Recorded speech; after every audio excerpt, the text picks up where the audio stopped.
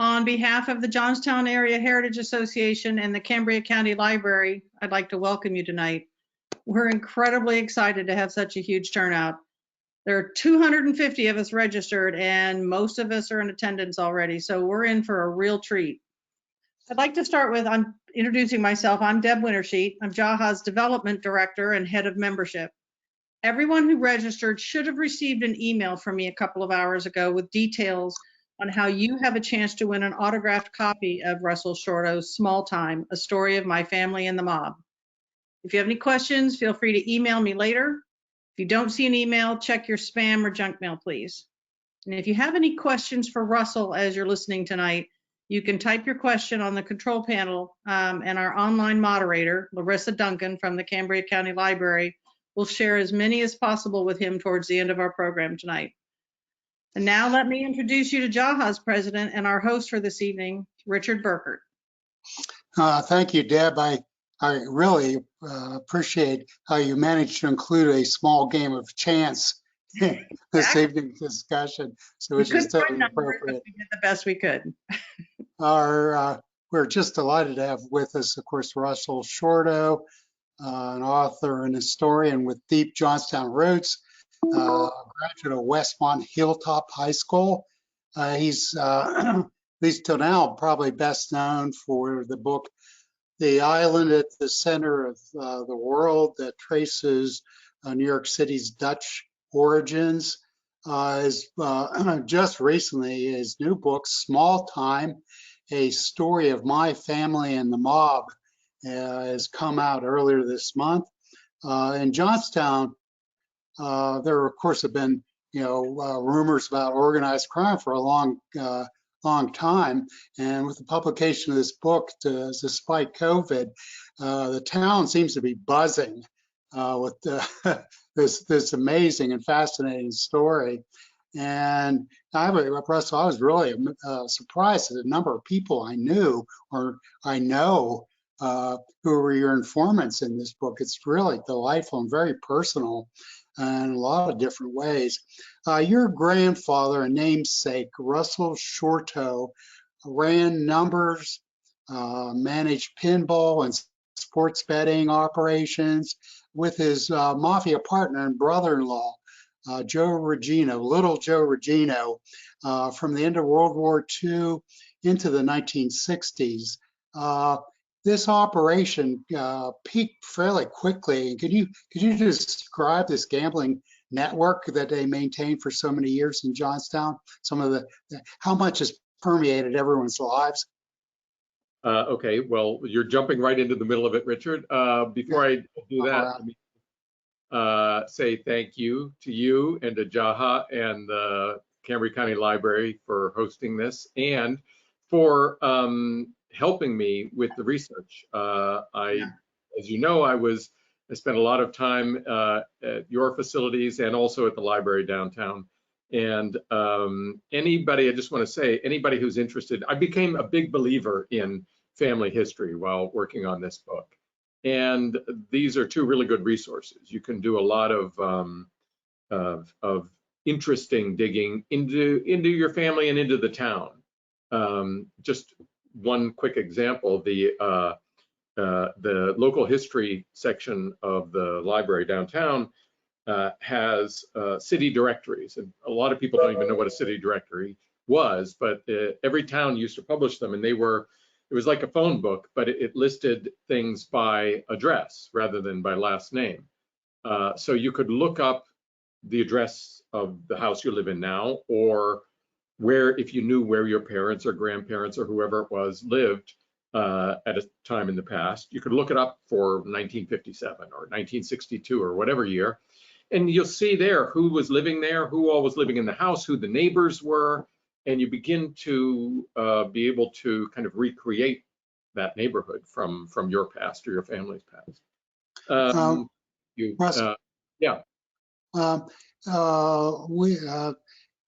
That's one of the things I wanted to talk to you about, and just gone back a little bit. This was difficult research. I remember when you told me a couple of years ago that you're writing a story about crime in Johnstown, and your grandfather, your namesake, was he was a remote sort of person. And you had to research your family, as you're suggesting, by actually using newspapers and county records, and the way you would normally research an historical person. You went back and did that work with your grandfather. And then when you left, and you need to tell people about your group of elderly gentlemen you'd meet in Panera. This is a delightful story. Yeah, the reason I got into this was Frank Filia, who I'll bet a lot of people who are on this call know personally. Frank is my mother's cousin. And, so there's a lot of things I kind of want to say at once, but Frank is the one who got me into it, and he encouraged me to do it. And when he first piqued my interest, I was skeptical because, as you say, I write nonfiction. I don't make stuff up. And I knew that those guys back then didn't keep notebooks. So what am I gonna base this on? But Frank eventually said, I'll come and I'll help you out. And so he had me meet him at Panera Bread up opposite what is that place? TJ Maxx. And so I thought we were just going to sit there and he was going to tell me some stories. And I turned on my recorder and he started talking. Then one guy comes up who knows him, and another guy and another. He'd put out the word. So soon there was like 7 or 8 guys around us. And 4 hours later, I turned off the recorder. So they were all, and what I realized is my grandfather, that generation, those guys are gone. But Frank and these guys who are still here, most of them, many of them, they were the young guys who looked up to them and admired them, and really admired them. I mean, this is, maybe we can get into this, but there's a sense in which people in town knew Russ and Joe and what they were doing, and they participated. It was basically just playing the numbers and pinball machines and things like that. And they were fixtures in the town, and everybody was aware of it and what they were doing. So Frank and his gang looked up to them, and they then sat down with me and gave me all these stories, which was step one. It was like, okay, there's a lot of stories here. But then step 2 and 3 and 4 was, how am I going to reinforce that? I mean, because people have stories that are 50, 60 years old. I'm not going to just trust that that's not, something that the mind has kind of embellished. So then I did the work of filing for FBI Freedom of Information Act documents, looking at police records, county courthouse records, newspapers. That's what I was doing at JAHA. There used to be a great weekly called the Johnstown Observer, which you could see that the Observer printed a lot of gossip, and they'd be printing something weeks before it would show up in the Tribune, as like an official news story. They would start whispering about something that was going on in town. So that's a great way to kind of get what was going on. And that would often, what the Observer was printing would be, almost word for word, something that these guys were telling me from decades later, So that was a good way to kind of ground my research. Returning then to that, their operation, they had 1,000 pinball machines they were betting on. They had, you estimated something like 50% of Johnstown residents played, gambled every day, and it was illegal at that time. There's sports betting, and your grandfather's operation employed 100 people. It was a big operation. Yeah, and this is, what was going on in Johnstown was going on in Altoona, it was going on in Scranton, in Schenectady, New York, and in Fresno, California, and Amarillo, Texas. The one thing that attracted me about this story is this was just American life. It wasn't just, and it was really different. What was going on in places like Johnstown was really different from what was going on in New York and Chicago. There was like drugs and murder, and in small towns like Johnstown, it was basically gambling, which was illegal. I mean, it's kind of crazy to think now how this heavy blanket of morality that was on society, it was seen as so wrong that you would engage in gambling, and yet everybody seemed to want to do it. And part of the reason was, I think there's an interesting correlation that you would probably be able to make between the rise of televisions in American households and the decline of this kind of activity. In 55% of American households had TVs.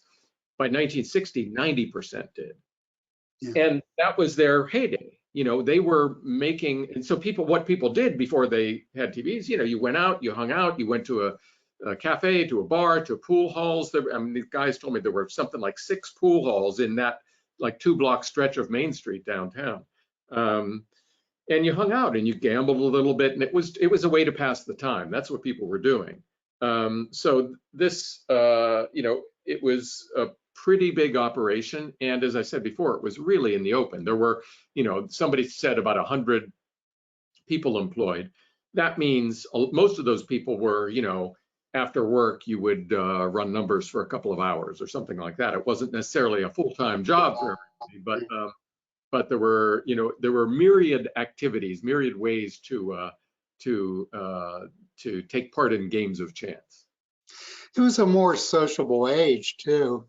You know, all the ethnic social clubs flourished at that period too. Well, let's step back into your great-grandfather, Anthony Shorto, immigrated from Sicily and went first to Punxsutawney, where he worked as a coal miner. They made their way to Johnstown. He sent for a woman who became his, I suppose, wife.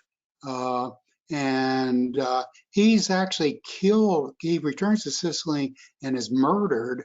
And it's a period of like extreme discrimination against Italians. In the 1920s, the Ku Klux Klan was really active in Johnstown, Cambria, and Blair. Altoona had the highest per capita Klan membership of anywhere in the United City in the United States. Is that right? I know that. Yeah, wow. yeah. So the KKK, a lot of that's not focused just on African Americans. It's focused against Italians, Catholics, and crime's really kind of a way that immigrant groups found to get ahead. And so when your great-grandfather Anthony dies, his widow, your great-great-grandmother Anna Maria, starts bootlegging. And your grandfather Russell starts putting, you know, selling Coke bottles full of home brew. So Prohibition is what really started the, you know, crime in Johnstown, as I understand it. Well, I don't know if it started crime. I mean, crime is everywhere all the time. Yeah. It's the beginning, I think. Yeah, it's generally seen to be the beginning of organized crime and in the form of the mob, the official. And what was going on in Johnstown was the same thing that was going on in so many other places. And I was amazed when I really started to explore it, how much discrimination there was against Southern Italians in the early 20th century. And first of all, I mean, if you think about it, America has this great need for workers to do work that Americans didn't want to do. And it was 2 things. It was either on plantations, because you couldn't use slaves anymore, they were freed, or it was in coal mines, which was also brutally dangerous work. So they put out the word. At the same time, in Italy, they had unified. For the first time, Italy unified. And it was an interesting thing. Right after the Civil War in the US, Italy becomes a nation. And when that happened, Northern Italians had always been very prejudiced against Southern Italians. And they made life even worse for them then. So there's this extreme poverty in Southern Italy. All these employers in America find out about that, And suddenly you see notices, posters on streets in southern Italian towns and in Sicily, where my ancestors are from, advertising for work, saying, come, it'll be legal and you can work here. And so my great grandfather, his name was Antonino Shorto, saw one of these ads and got on a ship and came. And like, I think most of them at that time wanted to, they thought they would go work for a year, save up money and come back. And, it was like seasonal work, what a lot of migrants do now. That's the way they looked at it. But what he did instead, he started, as you said, he got to Punxsutawney and worked for a company, and then sent for, I think I have to say, his girlfriend, because he already had a wife in Sicily. But he sends for this girl who he knew, obviously, in the town, and she comes, and they are listed separately in Punxsutawney. Then when they move to Johnstown, they suddenly become Tony and Mary Shorto. That's how they show up in the census. So they took on kind of a new identity. And again, I think a lot of people did this. A lot of people, I mean, back then, if you were going from across the ocean and setting up a household here, it was a new life, and you could set up a new life for yourself. So that's what they did. And it was a time when in all over the country, including Johnstown, there was a huge amount of discrimination against these very people because there were so many of them. 4 million people came from southern Italy. So now Americans are really annoyed about this. And that is how the KKK comes back to life. It had been founded after the Civil War as opposed to blacks, opposed to these freed blacks. But it had completely died out. But it came back to life around 1920. Particularly opposed to Southern Italians and Irish to some extent, and other immigrants. It was really the Catholic immigrants and the Catholic Church. And the third group was sort of big city elites that they were against. So the KKK and Prohibition was a factor in that too. Prohibition was also aimed at these groups because it was thought that Italians, they had their wine as part of their culture, and the Irish had whiskey as part of their culture, and this was somehow, we're gonna purify America. All right, so then you have people like my great grandparents, and there are a lot of people maybe on this call and all around the country who can relate to this in their families, who come to America and they're doing this work and they're very restricted. They can only live in certain company towns, and they're told what they can do, where they can spend their money. The next generation, though, they're kids. They have kids, and the kids go to American schools, and they learn to admire America. They learn about George Washington and Abraham Lincoln. They learn about the great figures of American capitalism, of business, like Henry Ford and John Jacob Astor and Carnegie and Mellon. And these guys, pretty much those robber barons, they kind of did what they wanted. They got ahead by paying off politicians, by organizing society to their liking, so they could make money at it. So these young immigrant children come of age admiring that, but also not being allowed to participate in this society. In this, so Prohibition is there, and here is this job opportunity. They can start. So that's what happened. So in neighborhoods, typically there'd be a guy, like an Italian guy in the neighborhood, who would organize people, and he'd organize women, and often it was single mothers, like my great grandmother, and organize them. Say, you set up a still here, and whatever, he'd make out financial arrangements. I'll give you money to set it up, and then you can keep a percentage of it. So that's how she gets by, and then that's how my grandfather, as a kid, really, even before he was a teenager, starts to understand how you get by in America. So he's selling hooch, he's selling moonshine on the streets. By the end of Prohibition, like lots of others all over the country, he has now been trained by local guys in gambling, and he starts running after Prohibition ends. That's what the mob formed. It made gambling their next income stream. And so he sets up a gambling operation. You described how several of these people, your grandfather, Joe Regino, Mike Galena, were all masters. They practiced for hours how to cheat at dice, how to deal off the bottom of a deck of cards, and they were really masterful con men. It was a fundamental skill to winning at gambling. Well, I would. They weren't all like that. There were kind of two different types. There were ones who were just organized people who were running a business, say a gambling enterprise, and then there were people who were card sharps, who were cheats. And I've learned that those are two different. Often they overlap, but often they're two different things, if you know what I mean. Yeah. They invent institutions like the GI Bank, and they have their headquarters at City Cigar, a couple doors away from City Hall. And can you maybe describe what City Cigar, what that experience was like? And it was a very busy place, and there were multiple functions, multiple things going on there, and it was a place for people to meet and mix. Sure. Yeah, it was a social scene, and I tried as I did, and including asking you at JAHA, I've not yet seen a photograph of City Cigar, so I don't know firsthand what it looked like. But I had many people describe it to me, and it was two doors from City Hall, and there's still, if you go there, the building beside it was taken down, so the brick wall on the side, you can see still this cigar ad, this big, very colorful cigar ad on it. But you would walk in, and there was a storefront in front, and on the left was a counter that sold cigars and newspapers, and on the right was a little lunch counter.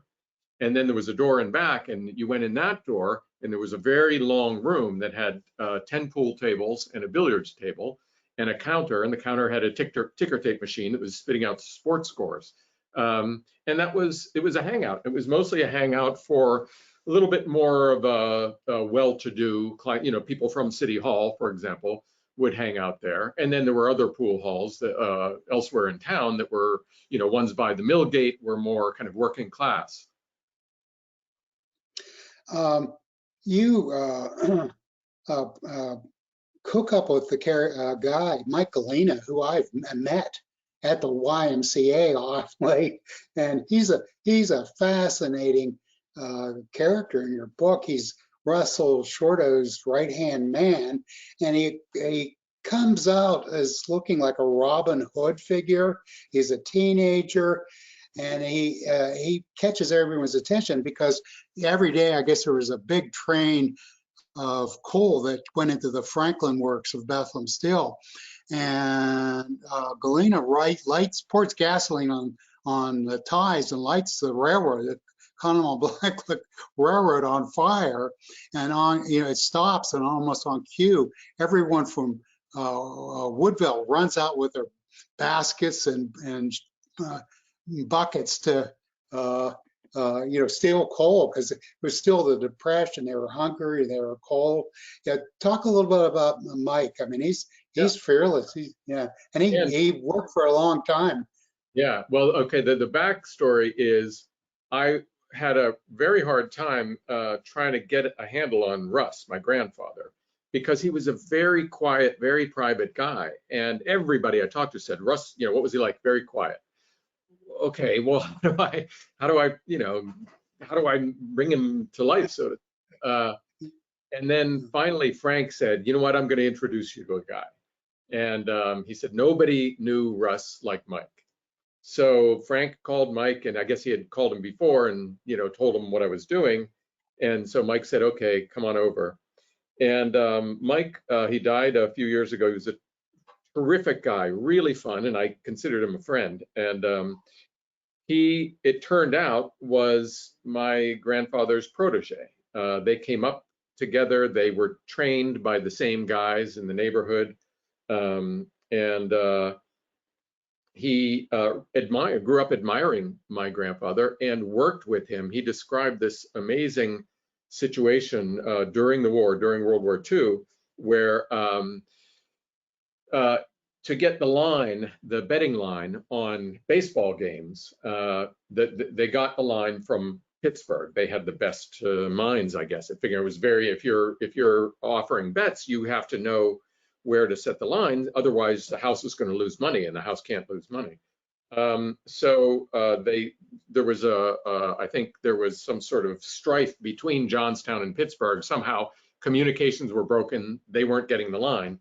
So it was Russ's job then to set the line. And so Mike described how the two of them, they had on Market Street, there was a building there where they had a club, the Melody Lounge. And above that, they had some rooms that they rented out. And so they moved into these rooms. And for the baseball season, Mike told me, Russ took him, he was a kid, and he took him up there, and they both slept in there. And they would have to, they would work on, with everybody told me that Russ was an amazing natural mathematician. He could just look at a column of numbers and just tell you the sum. So just with pencil and paper, figuring out, doing the math on starting pitcher statistics and all that, and setting the line. And so they bonded over this experience. And for the rest of his life, I mean, my grandfather, a lot of people have said a lot of bad things about him. But Mike, the first time I met him, he said to me, "You heard a lot of bad things about your grandfather. I tell you right now, you just put that in the ash can." That's what he said. Just put it in the ash can. Nobody knew us like I did. So he proceeded, and I think we had 11 or 12 face-to-face sessions, just sitting in his kitchen, and his wife Eleanor, would lay out a platter or make us coffee or something. And just talking about back then and what it was like. And he had this great inside sense of how it ran. One of the things I thought was really endearing about the group that your grandfather was the center of, they weren't a flashy bunch in Johnstown, at least.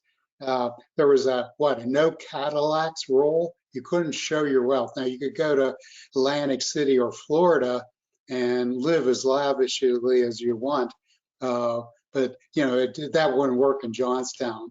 And it's not just Johnstown. I just yesterday I did a podcast called Gangland Wire about a podcast for people who are interested in mob stuff, and the guy who hosts it is a former crime reporter from Kansas City.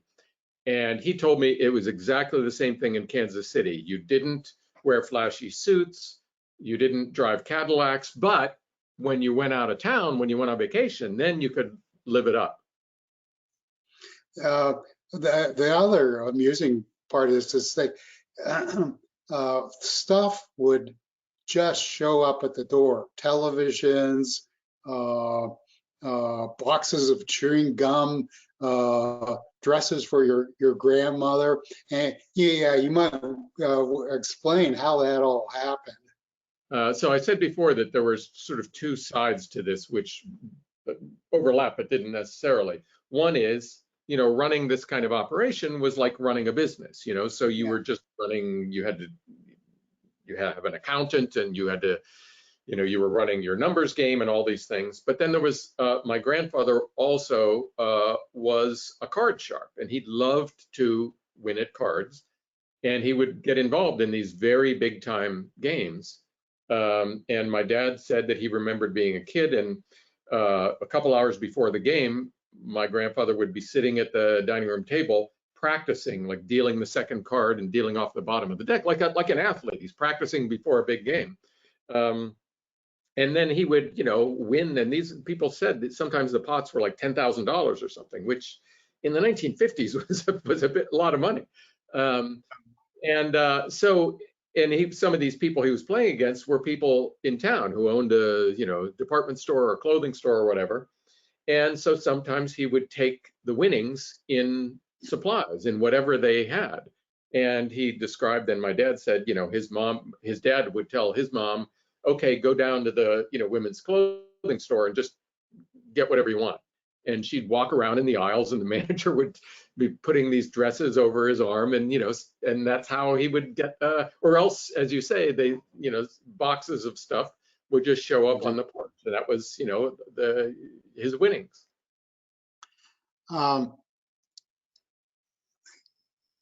This is, I wanted to ask you about the Shangri-La. That was, I think, rumored for years to have mob connections. I didn't know that it was the Heidelberg. And actually, I had read that was where the German Bund met in the 1930s.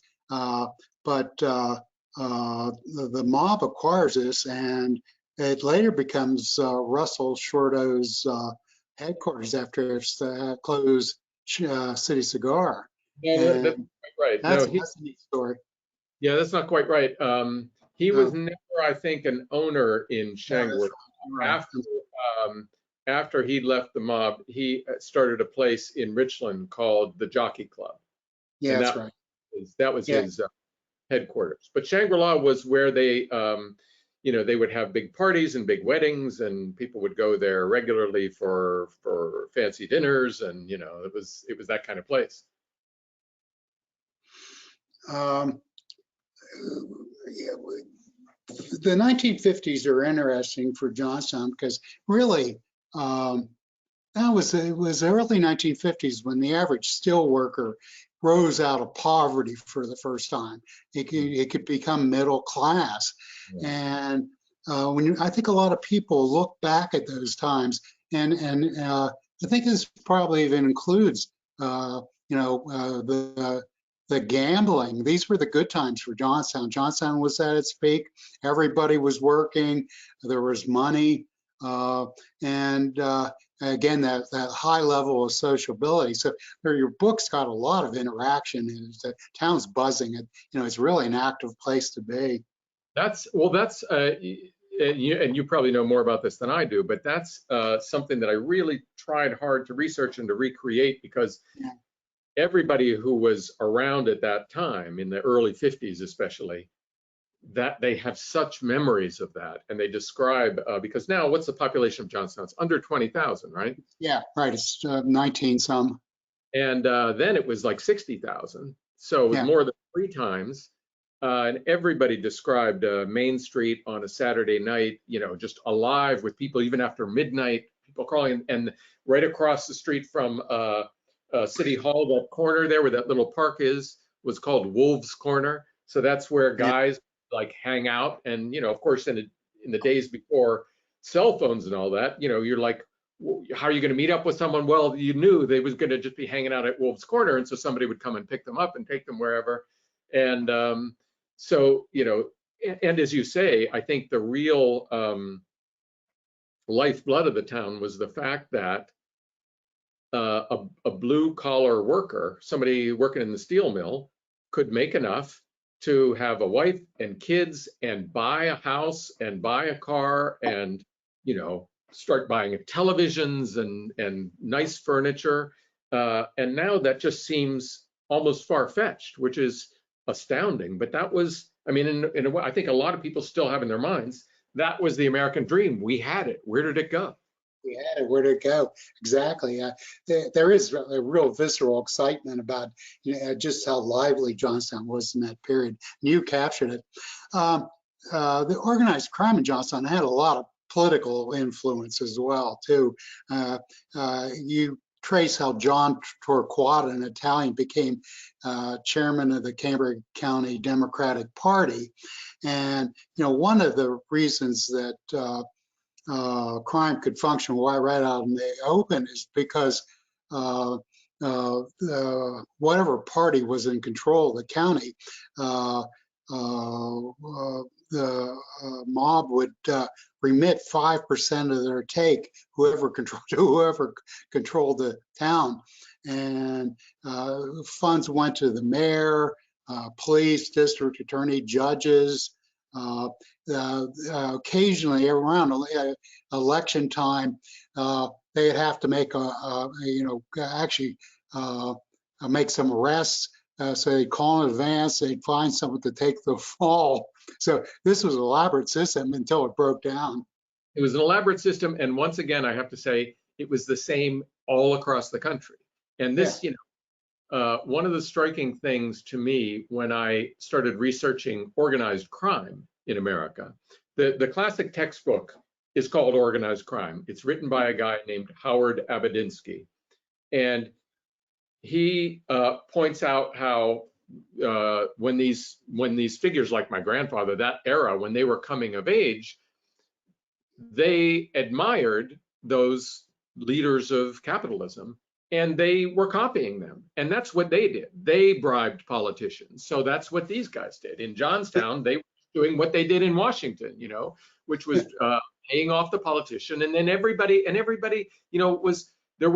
things were quite in the open. I mean, it's hard to fathom, but everybody, like when I talk to people in town, when I was interviewing people, they didn't have to have been associated in any direct way with this. If they're over 75 years old or something, they knew all this. They knew everything that was going on. They knew City Cigar. They knew the Clinton Street pool room and, how these things were connected. And I mean, everybody knew it. And it was okay because I think it was just, now we have so many forms of entertainment.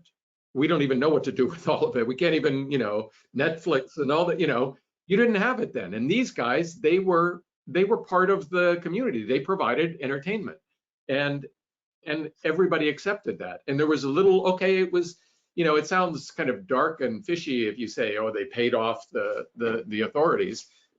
That was just, I don't think they were making them rich or anything. It was just you greasing the wheels so you can get on. And then it all starts falling apart in 1960.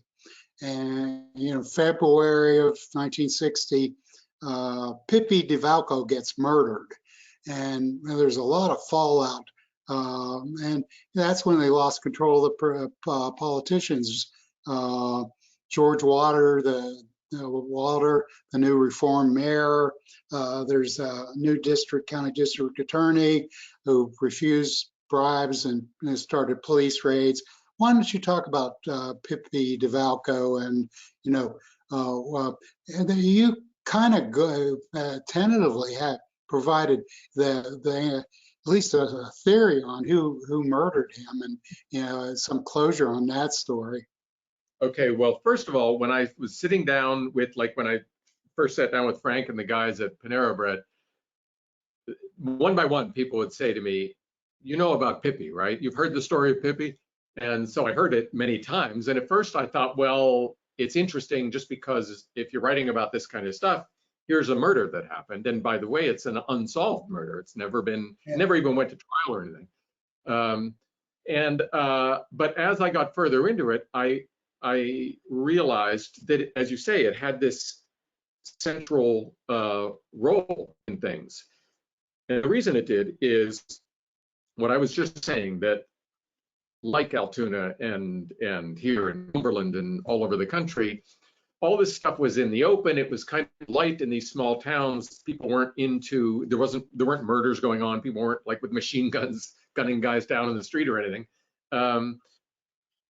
And then this murder happens, and Pippi DeValco was a bookie who booked sports, and sometimes he worked for the guys, for my grandfather, and sometimes he was on his own, and sometimes apparently he would work for the boys in other places, like in Greensburg.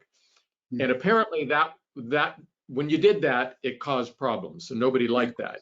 There was always kind of this uneasy, all right, that's your territory and this is my territory, but there was always a lot of friction around that. So one night in February 1960, Pippi goes missing. His body's not found until April.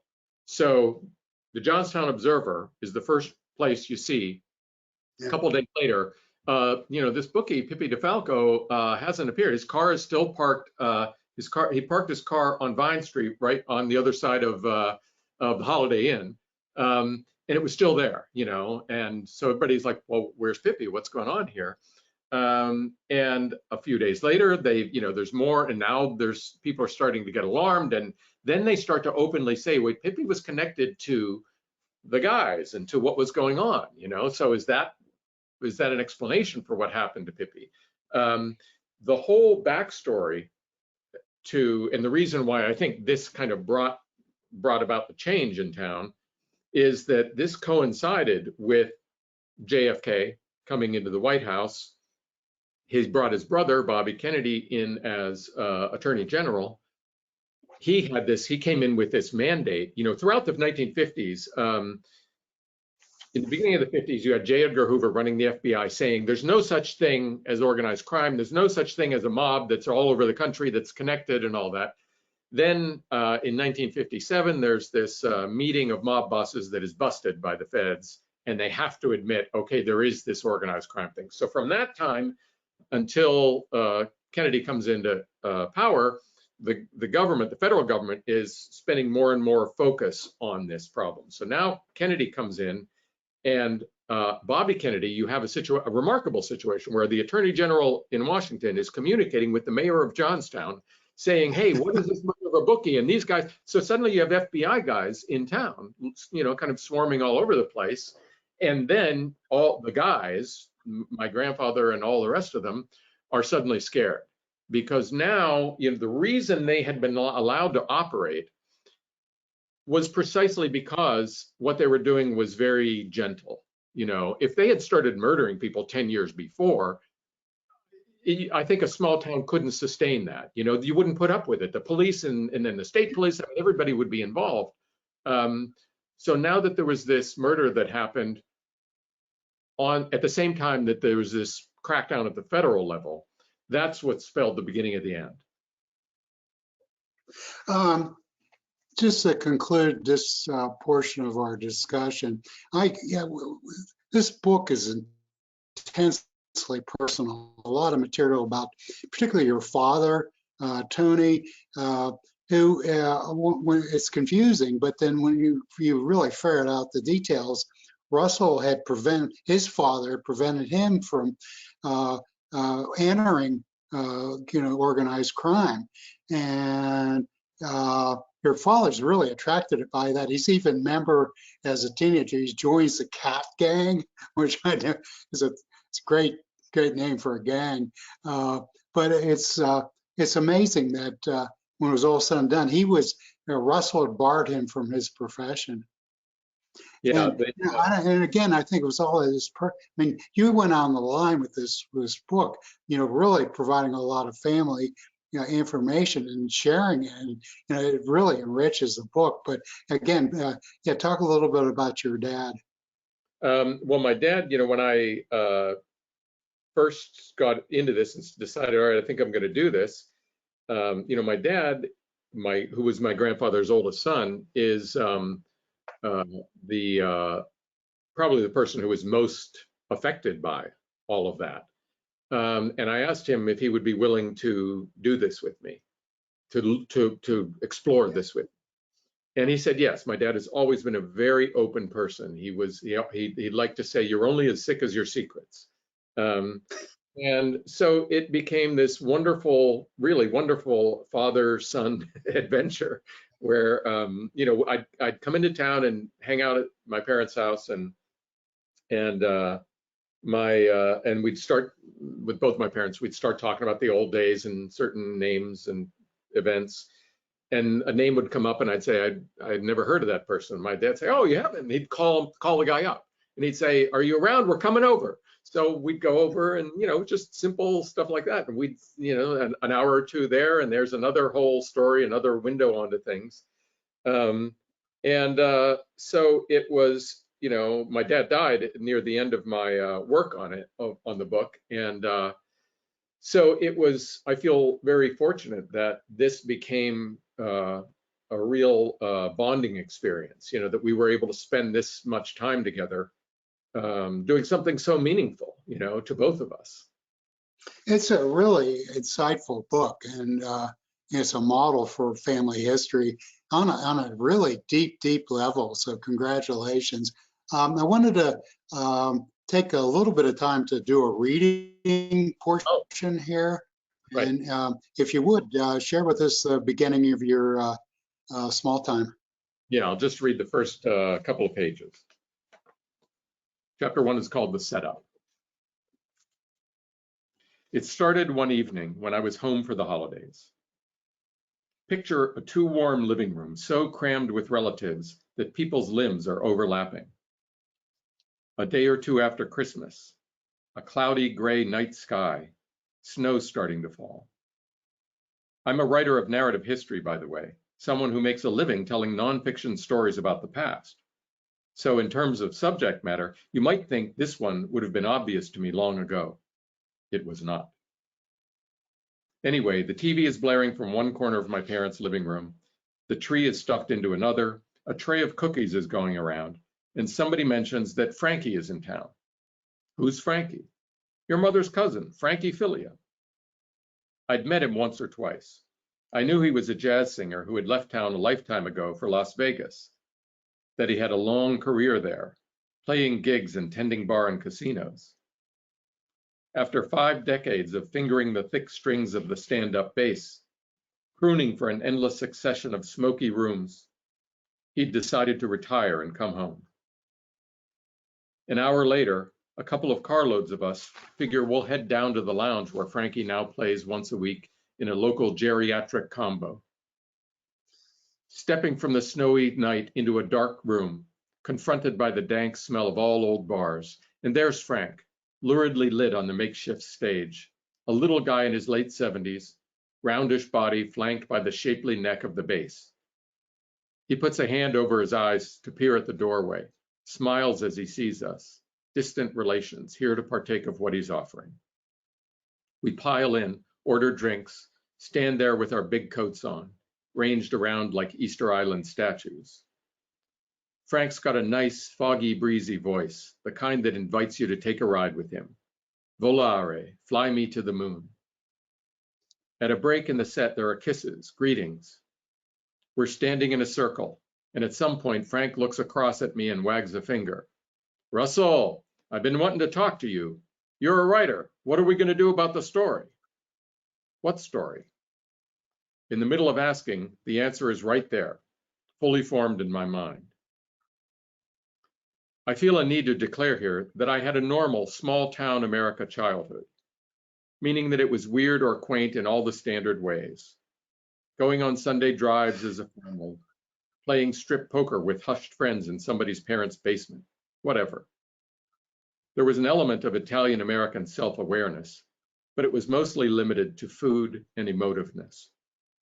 Long conversations about spaghetti sauce and aunts who kissed you on the lips. Those were the ways we were Italian. Frank shakes his head in exasperation. What story? Your grandfather, the mob. I'll leave it there. Wow. This is a real gift to Johnstown. We thank you so much for the book and for joining us this evening. We're going to open this up for some questions now. Hi there. Okay, I'm trying to turn my, I've got the perfect question to start off with. Diane asks, has Frank read the book yet? And if yes, what is his impression? Yeah, I gave it to Frank in draft. He was one of the people I sent it to. And then I waited a good while and then I called and said, so what do you think? And he'd read half of it, and then I called him later and he'd read more. But I think Frank, Dave Suter in the Tribune Democrat quoted Frank in the piece that he did a couple weeks ago, and Frank seems to like the book. That's good news. Yeah. All right. So Joyce asks, you briefly touched on that other ethnic groups were involved in mob activity. Can you speak to whether they had their own structured mob and how they interacted with the group you write about?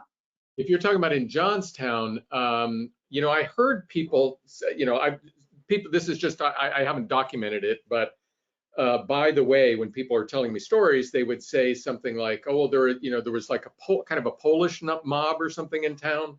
And I remember someone telling me that I think a lot of Poles worked at the telephone company on poles, funnily enough. That was the way they would actually tap phone lines. So I have that story. Someone sent me, since the book came out, I'm getting emails from everywhere. And there are so many people all over the country who are either from Johnstown or their parents are or their grandparents were, who grew up hearing stories about Johnstown. And so I'm getting emails of this extended Johnstown family. And somebody just emailed me and said, oh, I've got all this information about the Hispanic mob in Johnstown. And I didn't know anything about the Hispanic mob. So yeah, I think, you know, again, I think it goes back to discriminated groups, and you band together and you form your own kind of society and your own way to get ahead.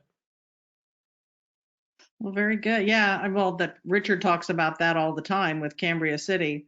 Diane asks, what do your children think about what you've discovered in your research? They've been with me on this journey in different ways. My daughter, Eva, is an amazing researcher and editor, and she did a lot of researching with me, and then we would periodically stop and just kind of talk about what we're discovering. Eva and Anna, my other daughter, and Rainier, my stepson, typed up transcripts, you know, because I had hundreds of hours of transcripts. So it's kind of been a family project. So yeah, we've all been discovering this together. Terrific. Renee asked, did you consult with the DeFalco family prior to writing the book, and how much input did they have on it? You know, I reached out to them and they didn't reply. I reached out through mutual friends and contacts, and that was fine. I didn't need to, you know, I can certainly understand if they didn't want to be part of this. I respect that. At the same time, it's public history, it's public information. So I or anybody else has a right to write about it, as well as about any other events from 50 or 60 years ago. Sure. George asked, did you anticipate any threats to you? And have you decided, and a second question from him is, have you decided on the topic of your next book? Two very different questions. Yes. Well, I'm hoping this stuff is well enough in the past that I'm not offending anybody that much that you know, they're gonna worry about me. And you know, I learned a long time. I also, part of the story, I went to the village in Sicily where my great grandparents are from, and we were talking about the mob there, and I asked the people in the town there whether there was still, because the mafia, that's where they're from, and I said, is the mafia a presence here now? And they said, because it's a very poor town, they said, look around, why would the mafia be here? You know? And I think trying to say something similar about Johnstown. Yeah. And all those guys are gone. My next book, Richard mentioned that I guess what I'm most known for is my book, The Island at the Center of the World, which is about the Dutch founding of New York. And my next book is going to be kind of a sequel to that. So I'm going safely way back in time now and it will be really focused on the English, when the English took over from the Dutch. So it'll be about that moment in American history. Okay, sorry. Questions are popping in and I've lost my place. So Teresa asks, did you find it difficult taking family memories or stories and making it into a book as opposed to writing about a famous historical figure or figures? It's certainly very different. And I guess it's difficult in one way. It was difficult living through, you know, realizing when I was in the hospital, when my dad was dying, that this is part of the story. So that's certainly I've learned, I've since spoken with a number of people who've written memoirs. So this is, I think of this book as history, but also a memoir. And I've learned from people who've written memoirs about that experience and how difficult it is, but also how rewarding it is. You do this for catharsis, for healing, and for, you know, sharing these things with your family. Richard, this one seems more directed to you. Would it be possible to have a map of the locations in the book or a walking tour? Old Connell Borough is, you know, there's a major trail going through Old Connell Borough, and I think that could be, you know, help lead to some investment in that area, which, you know, that was that neighborhood has suffered more than just about any neighborhood in Johnstown. And that's either the early period, that was the side of it. I think later on, Russ Russ and his wife moved out to Roxbury, is where you grew up, right? But Yeah. yeah, we'll have to think about that. Maybe a different type of historical marker would be the way to go. Yeah. Again, we go to those. On paper would be fun. Yeah, it could be fun. We'll have to get the addresses from the city directory, as Russell was mentioning earlier.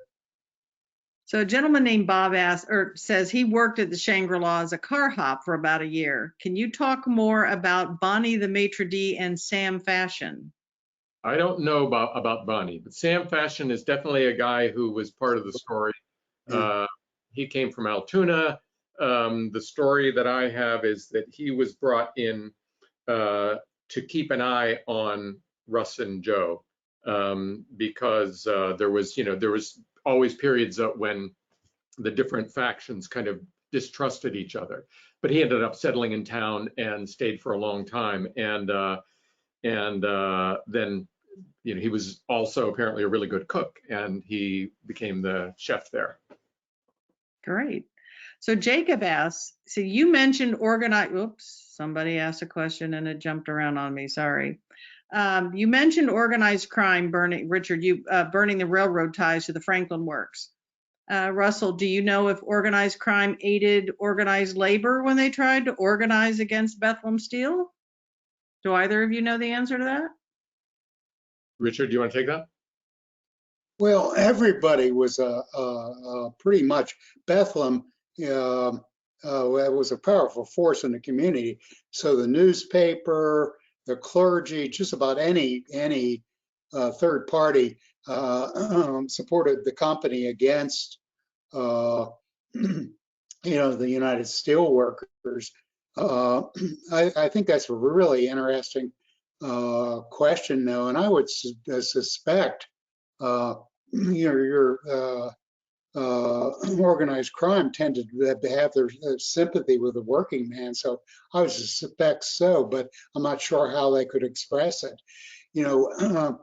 Clergy could go into the, get an opinion in the Tribune, and the mayor could arm a citizens posse and give Bethlehem Steel bought rifles for 200 vigilantes. Concretely, I'm not sure how organized crime could respond in that same way with that same force. If I could just clarify, I think the question began saying that organized crime did that, creating a fire on the tracks on the way to the Franklin plant. It wasn't organized crime. That was that was one guy, but he had done it kind of in cahoots with people in the neighborhood. And the point is, and this is really a point behind a lot of this story, it was winter and people were cold, and all this coal people watched trundling past every day into the mill, and the mill needed it, but at the same time people were cold. So the idea was stop the train, and then people opened these hoppers and got buckets. They brought buckets with them. So this was just like a neighborhood action to keep themselves warm. Yeah, right. Okay. Let's see. Did you learn, Diane D asked, did you learn anything that would be of interest to Johnstowners that you didn't put in the book? Yeah, of course. But so much ends up on the cutting room floor. But people want general information. Randy Whittle's 2-volume book about Johnstown is just full of, and I met him before he died, and he was a great chronicler of the town.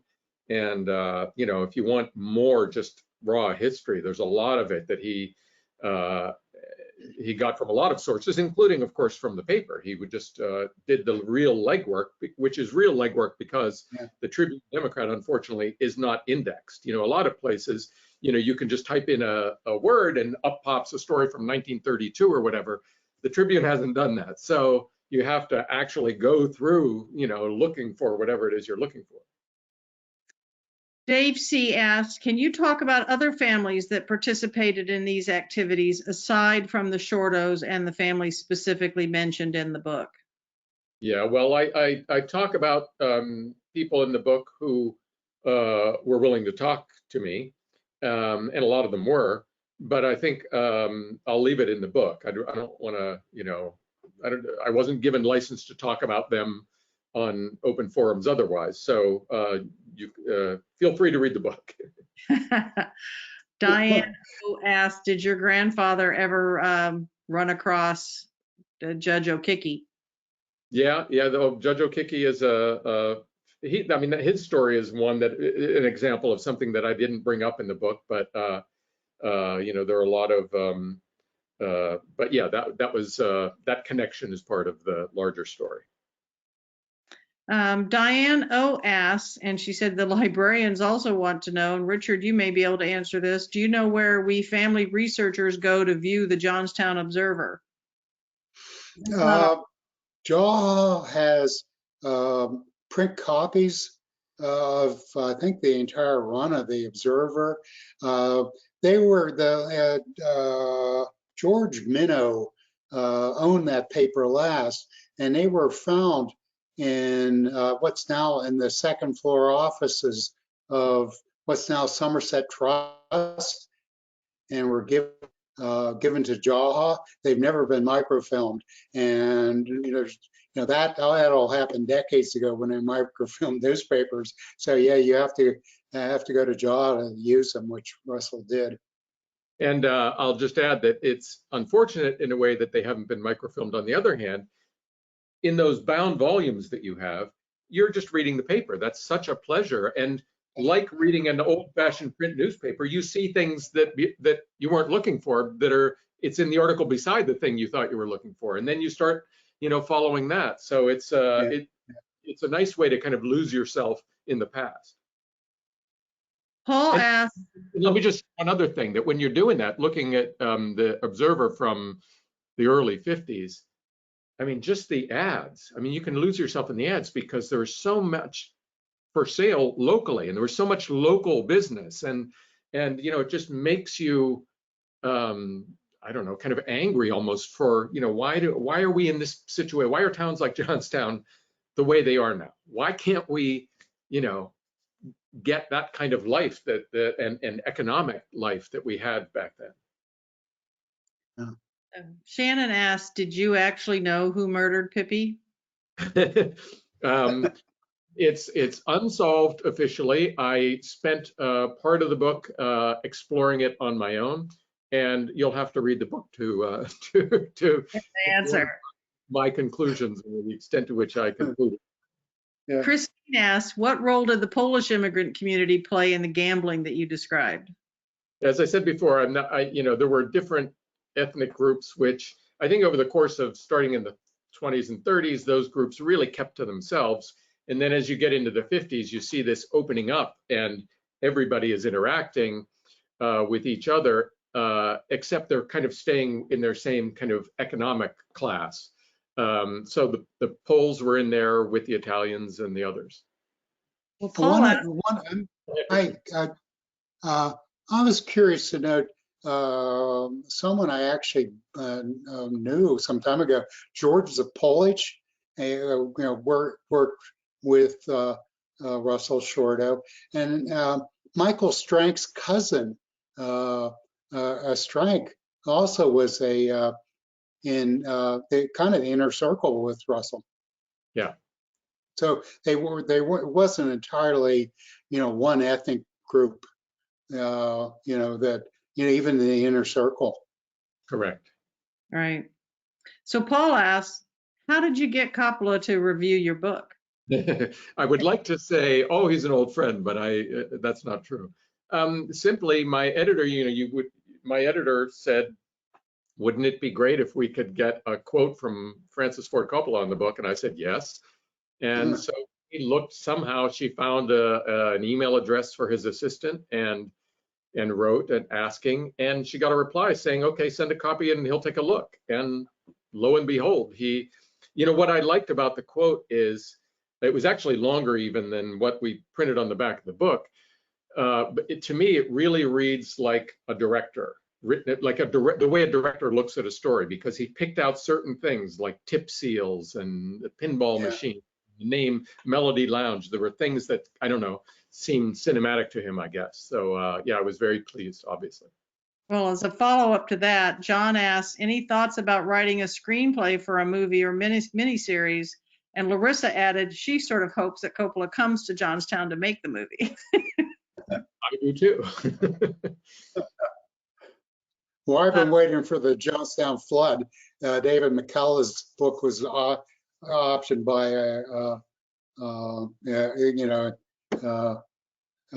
so now we have two films in the making.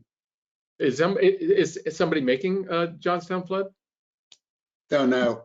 We Right. just, Again, it's a long process to, that has a lot to do with finding funding. Of And course. I met somebody who was well placed, but did several years ago. And that's occurred a couple of times during my time here in Johnstown. So. Right. Donald asks, what did you learn that surprised you the most in writing the book? What was your biggest lesson? I grew up with this sense of my grandfather as this very dark figure. And I grew through the research to have some sympathy for him, because he was, he was of his time, and there were no opportunities. And here was this opportunity that he was given as a kid. And so he just went with it. He was a really smart kid. So he followed it, and I don't think I would do anything differently. So Lou asks, can you talk about my uncle, Mike the Hatter? Does that name? No, I don't think I can talk about your uncle Mike the Hatter. I'm sorry. Mary Lou asks, my grandfather, Michael Cunningham, owned and operated the Alhambra bar in town in the 40s and 50s. Was he involved with your grandfather? I know that name, and I know the name of the bar. So it's probably in my transcripts of stories that people have told me. Lisa asked, you noted about your trip to San Pierre Nicito, whoops, sorry, things bobs around on me, in the New York Times article, but you did not hear much about it growing up. Was your family more assimilated and not tied to your background?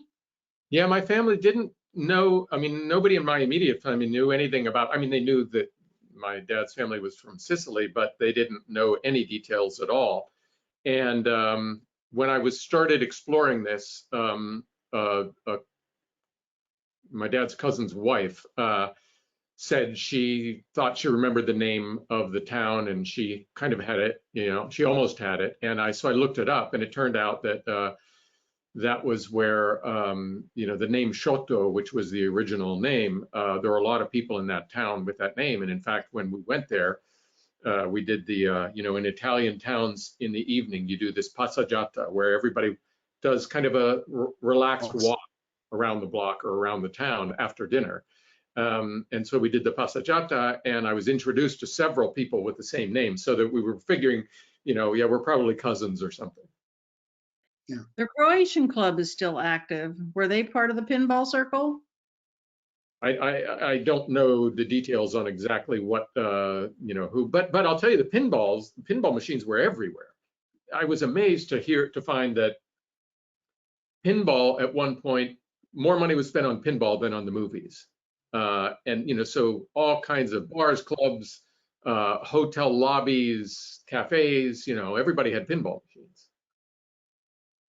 Sam asked, so when did you start working on the book? How long did it take from beginning to publishing?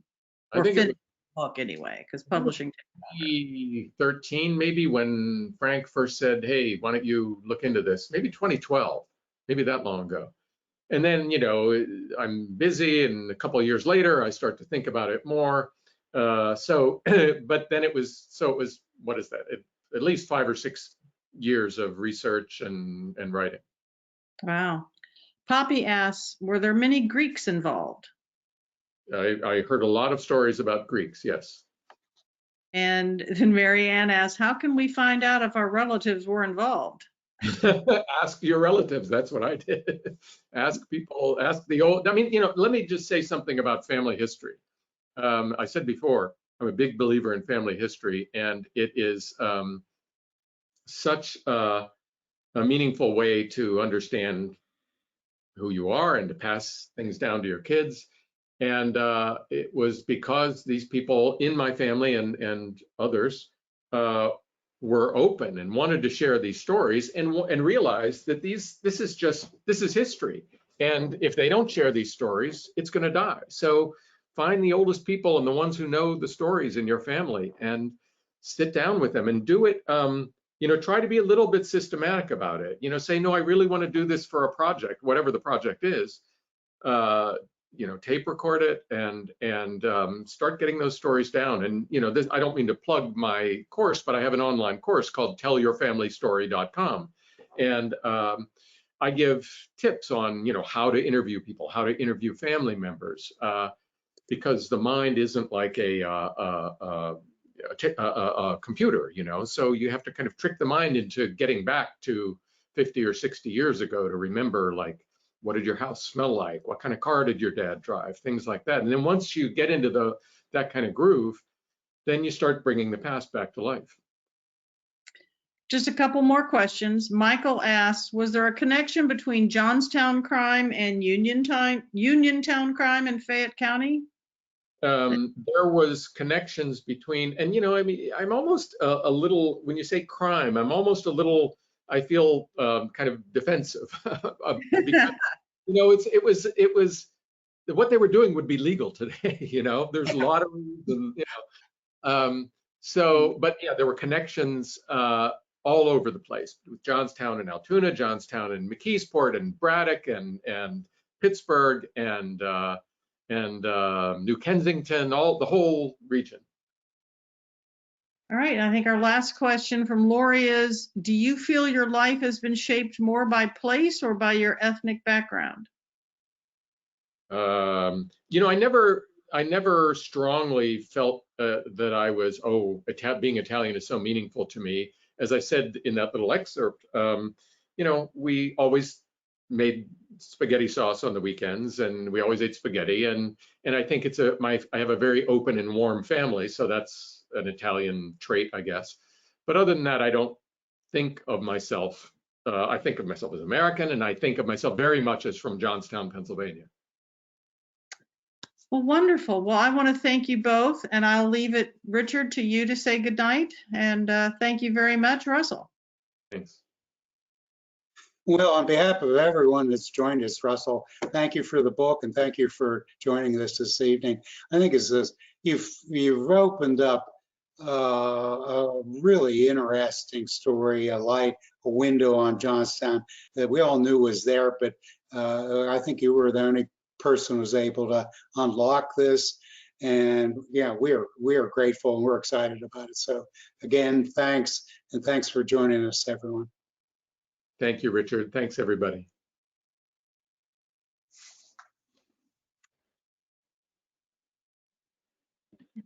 Thank you, Russell. Thanks a lot. It was fun. Yeah. Okay, so I'll stop the recording now. Okay. And okay, well, thank you so much again.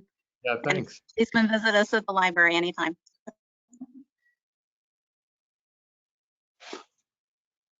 Okay, good night, everyone. Good job. Good night.